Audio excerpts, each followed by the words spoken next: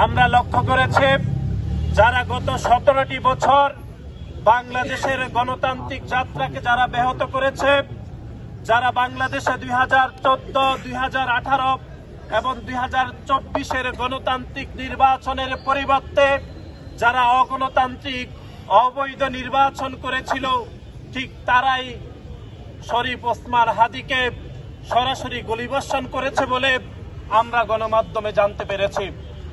দীর্ঘ এক সপ্তাহেরও বেশি সময় ধরে মৃত্যুর সাথে পাঞ্জা লড়ে আজকেই তিনি আমাদের ছেড়ে চলে গিয়েছেন।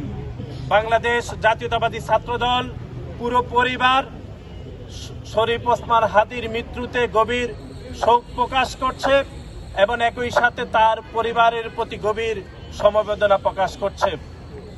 আপনারা সবাই অবগত রয়েছেন যে দীর্ঘ আন্দোলন সংগ্রামের মধ্যে দিয়ে জুলাই এবং আগস্টের সেই রক্তক্ষয়ী সংঘর্ষে যারা দিনে দুপুরে প্রকাশ্যে 2000-এরও বেশি ছাত্র জনতাকে প্রকাশ্যে গুলি করে হত্যা করেছে, তারাই গণ অভ্যুত্থান পরবর্তী সময়ে বাংলাদেশের আইন শৃঙ্খলা বাহিনীকে চরমভাবে অবনতি করেছে। কিন্তু আমরা দেখেছি যে 5 আগস্ট পরবর্তী সময়ে বাংলাদেশ জাতীয়তাবাদী ছাত্রদল সহ অসংখ্য গণতান্ত্রিকামী ছাত্র সংগঠনের অত্যন্ত ইতিবাচক রাজনীতির পরেও বাংলাদেশে এক শ্রেণীর মানুষ যারা আইন শৃঙ্খলা অবনতি করতে বাংলাদেশের সাধারণ মানুষকে চরমভাবে উদ্বুদ্ধ করেছে।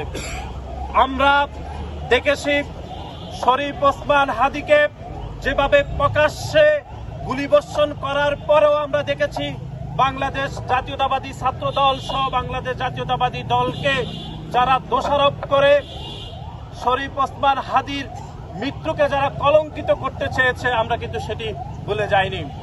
সুতরাং সংগ্রামে আজকে বিক্ষুব্ধ সমাবেশ আপনাদেরকে আমরা স্মরণ করে দিতে চাই যে গণতান্ত্রিক যাত্রার জন্য বাংলাদেশ জাতীয়তাবাদী দল বিএনপি সহ অসংখ্য রাজনৈতিক কর্মীরা যারা গত 17 বছর ধরে আন্দোলন সংগ্রাম করছে, সে আন্দোলন সংগ্রামের একটি ধারাবাহিক সফলতার দিকে যখনই আমরা অতিবাহিত হচ্ছি, ঠিক তখনই আমরা দেখতে পেলাম যে গত এক থেকে 1.5 বছর ধরে সে আইন শৃঙ্খলা বাহিনীর অবনতির মাধ্যমে সে গণতান্ত্রিক যাত্রাকে রুদ্ধ করে দিতে চায়।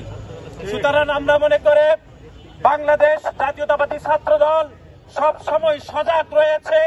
সে গণতান্ত্রিক যাত্রাকে যারা ব্যাহত করতে চায়, বাংলাদেশ জাতীয়তাবাদী ছাত্রদল তার সমুচীন জবাব ইনশাআল্লাহ দেবে।